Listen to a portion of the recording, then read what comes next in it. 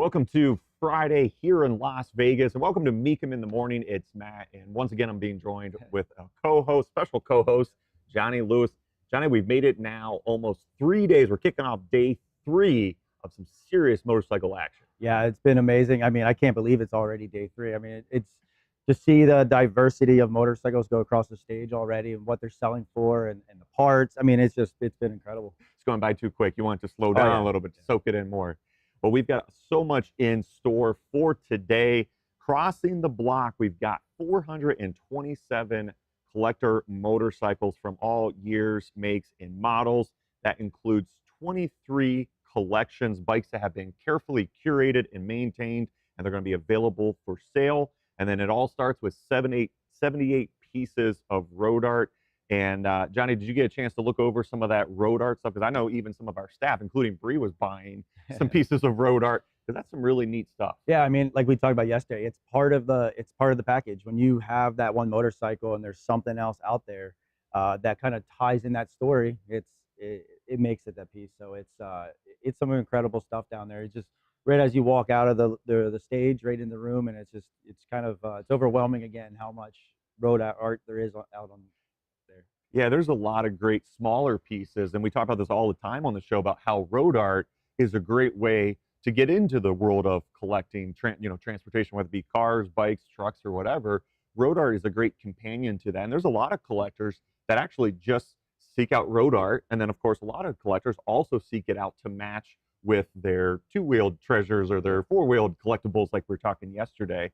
And I love how I think all of the road art today has a motorcycle, throughout the auction, has a motorcycle theme. I love that. It's pieces that tell the stories of these bikes. Yeah. And I think it's phenomenal. Yeah, it's amazing.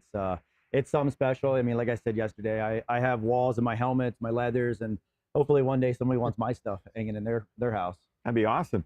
Well, we saw also in that package that, of course, on site is also Mecum merch for people that want to come out and buy some of the latest Mecum gear. It is on site as you come into the South Point Hotel and Casino Arena here.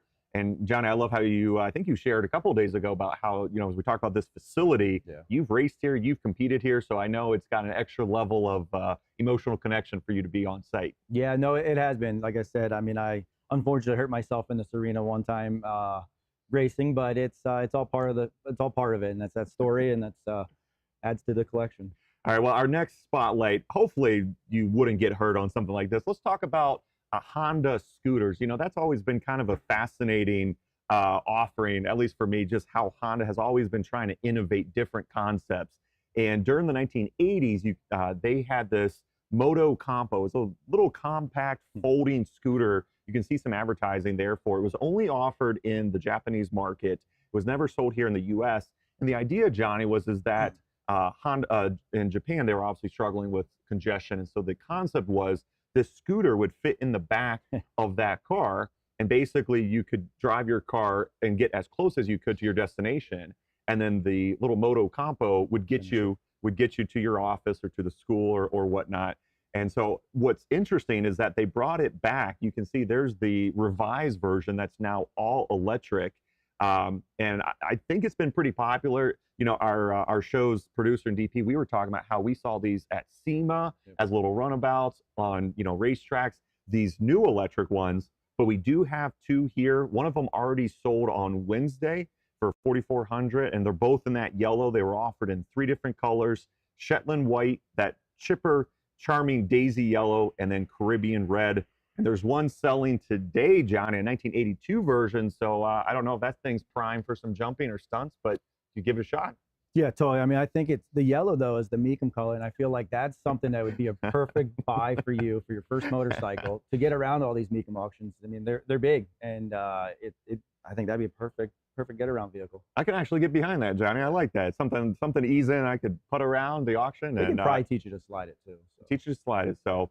But a really neat piece about two-wheeled innovation. That's kind of a theme for today's show as we move further into what's in store. And so kind of shifting gears, let's talk about the era from World War II.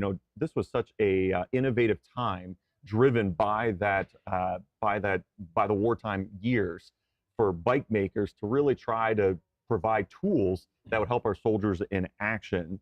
And one of the unique pieces here Johnny's selling is a very rare Harley trike. And we caught up with our consignment agent, Craig, for an inside look.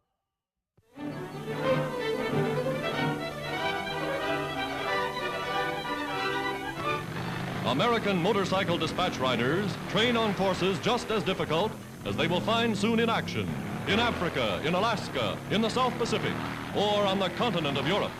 For following these tests, they're off to battlefronts around the world.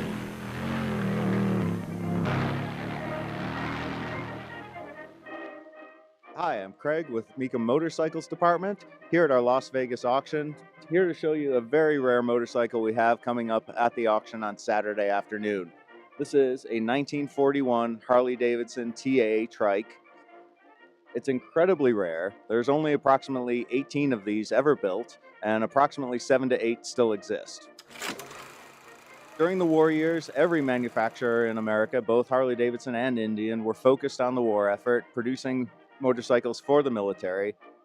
Harley-Davidson primarily produced motorcycles built around their 45-inch WL engine. In 1939, Harley-Davidson built 2 prototypes of these to see if they could build a motorcycle that was suitable to counter-effect the BMW sidecars that were being used in North Africa. When the bikes went into production, they used a 68-inch Knucklehead engine, much larger engine than the standard 45 that was used in the WLA and WLC models. We did sell one of these a few years back. It surpassed $150,000. It'll be very exciting to see what this one does. Coming from a collection in Texas, it goes up for auction Saturday afternoon here in Las Vegas. Oh, man. News on the march. Yeah, I mean, that's pretty incredible. I mean, just the riding footage of them riding those bikes, basically training to go into them war, and then the bikes being reliable and just everything they need. It's a crazy package. So to see that trike, and they built 18 of them, think about all the stuff that was loaded on those bikes to go into war. It's just it's incredible. Yeah, we saw some of that testing footage, and with your experience, Johnny, you're doing that for competition, but any insight? I mean, what's it like to send a bike from that era, just full throttle?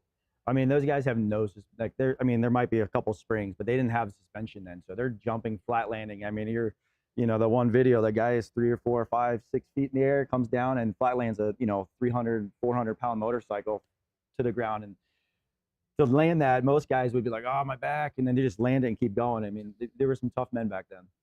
And that trike that's here on site is very rare, as Craig detailed. It really does speak to how they were looking to come up with other solutions to help our military men and women that were in action. And I love to see just the different concepts. You got a trike. I think Harley advertised that could hold 3 servicemen and women with gear, and just provide an alternative to the Jeep, or as Craig detailed, to kind of counter the sidecar as an option for that. So really unique. Something else that's fascinating here on site, talking about history, another piece from military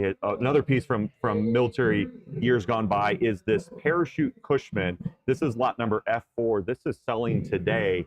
And I think this also kind of speaks to those years of innovation, Johnny, where this was dropped out of a plane and parachuted down, and then would be retrieved by military men and women and put right into action. But just kind of another unique piece that really speaks to all the technology that was being attempted. And also just trying to get in spaces that probably had never been untouched. Something like this, they drop out of a plane that probably rode that thing where nobody's really ever walked before. So it's just it's amazing to kind of see what they were trying to do and how they were trying to accomplish it, and also in a short time frame. Like trying to be innovative and make this happen. It's really, really amazing. Yeah, I'm surprised that it survived, that pieces like that did survive, just because of how much abuse that they saw during action. What we know about this particular one is that this is a Model 53 airborne scooter. It's got a Husky engine with a 2-speed gearbox, 20-inch balloon tires, and it was also known as the G683 airborne infantry scooter, and built by Kushman Motor Works, which, Johnny, I was unaware was based in Lincoln, Nebraska. So interesting how much innovation was happening, but also how much of that was happening here in the States. The United States has a rich history of motorcycle production. Yeah, no, they definitely. I think that era, everybody shut down and they went full tilt trying to figure out how to, meet the demand. So, And again, our show's producer, Alyssa and I were chuckling because according to our report, it was that little scooter was for transport and towing of an M3A4 utility cart or a 50 caliber machine gun or an 81 millimeter mortar. So that little husky was definitely being put through its paces. And that piece is part of the RVM collection, which has assembled such a large group of both motorcycles and cars. And it really speaks to the family connection behind these pieces. And at Kissimmee, we got kind of a inside look at all of the family members connected to these unique group of vehicles.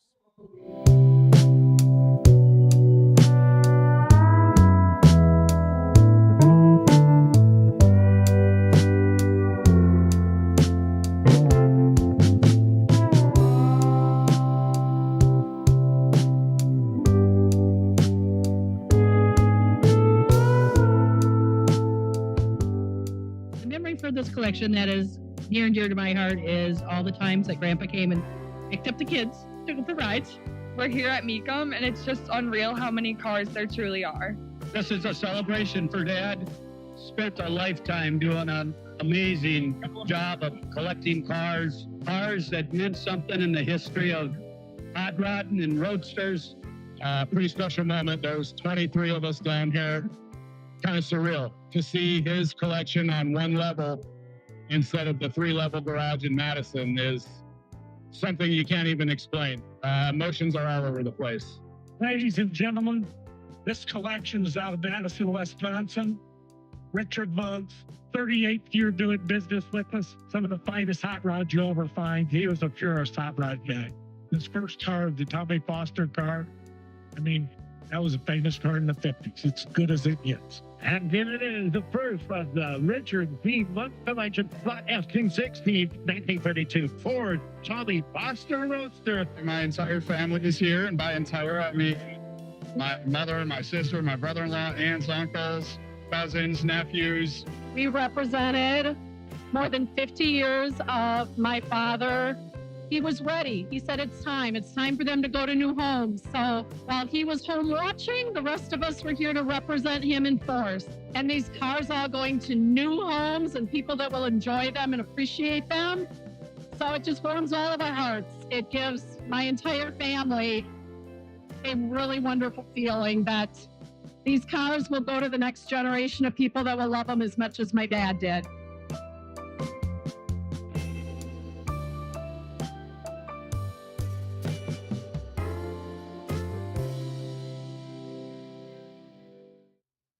I love that. Make Mecum a family affair. yeah, no, I mean, it's pretty, it's something when you see like these families that, obviously these cars, motorcycles have been in their family for so long. And then to have the trust in somebody like Mecum to actually auction these things off and not just treat it as just another vehicle. I mean, what I've seen these last 3 days here, prior going to the Mecum car auction in Kissimmee, everybody at Mecum actually loves the families, the cars. They want to build a history and that story, and they want to share it. It's actually, it gives me chills watching that, just because I know it's something special to these families, and then like it's been in their generations for years, and when they do decide to sell, or maybe they're coming here as a family to buy, it's a big, I don't know, it's a big experience for everybody. And I'm not saying it to pump everybody up at Mecum, but it's been really rewarding watching and being behind the scenes and seeing how the whole process goes down. So that piece, I mean, I sit here, I'm like, man, I'm getting chills watching this because it's something special. Yeah, it's always so heartwarming to see the families, to see the groups of people that come out to every auction. You see groups of friends, you see groups of coworkers, you see, again, so many families come out. And I know that the RVM Classics collection, that's a massive group. As was detailed in that package, there was a wonderful group of cars that sold at Kissimmee just a couple weeks ago. And I know our morning show set was actually in the room where they were. And every day we got to see them up close, and just some incredible street rods, some incredible customs. And then now as we move into Las Vegas, they've got some great bikes like that scooter, that Kushman scooter, just a wide range, just an eclectic mix. But I love all the emotional connection behind it. No, it's amazing. So love it. All right, John, well, let's talk decades of motorcycles. How many were there? Motorcycles have been around for a while. Yeah. When did they kind of start? How many years have we been seeing motorcycles on the road? think the first motorcycle, because this week has been a history lesson for itself for me. I thought I knew motorcycles, and then I'm realizing you guys have a big motorcycle collection, people that are here. So my first motorcycle, I think, was a 1885. We don't have an 1885 here, but it's pretty amazing to see that there's the 1900s here, 1910, just all the way through. So yesterday was a big process for me going through all these decades. All right, well, to get us up to speed, we sent Johnny out yesterday to find some highlights from the 13 decades of motorcycling history. With my background as a professional racer, the motorcycles that appeal to me the most are the ones with performance and heritage. With thousands of motorcycles on site, I was able to find 3 iconic motorcycles that stood out to me on day one. When you first walk into the Mecum motorcycle auction, you cannot miss the iconic Pepsi motorcycle livery of the Kevin Swan Suzuki that was raced mid-80s to early 90s. It's the loud, vibrant style of the mid-80s, early 90s. They were still racing 500cc two-strokes. And when you hear this thing ripping down the road, you're gonna turn around. I'm on the hunt for another iconic looking motorcycle, the Smokin' Joe replica. Right there. Another iconic motorcycle that actually stands out to me a lot, championship winning graphics from Miguel Duhamel. He won a couple championships, lots of races. That's when I was just starting to really follow. I was 10, 11 years old watching him race. The bikes just looked so flashy and looked so good out there on the racetrack. It was almost 20 years ago, and I remember it like it was yesterday. Last but not least, I found one of the most iconic motorcycles here at the auction for me. I was 12 years old and watching Troy Bayliss racing Ducati, and if you know Ducati, you know Troy Bayliss, you know the history. He's a 3-time World Superbike Championship. He raced one and only one MotoGP race, and he won it. So for me, the motorcycle here is iconic. Number 21, I was number 21 growing up, watching Troy Bayliss racing it. You can't miss this thing.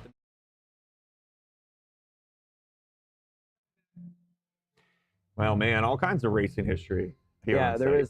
That was just one decade that really caught my eye of racing motorcycles. And we have another piece that we'll get to that.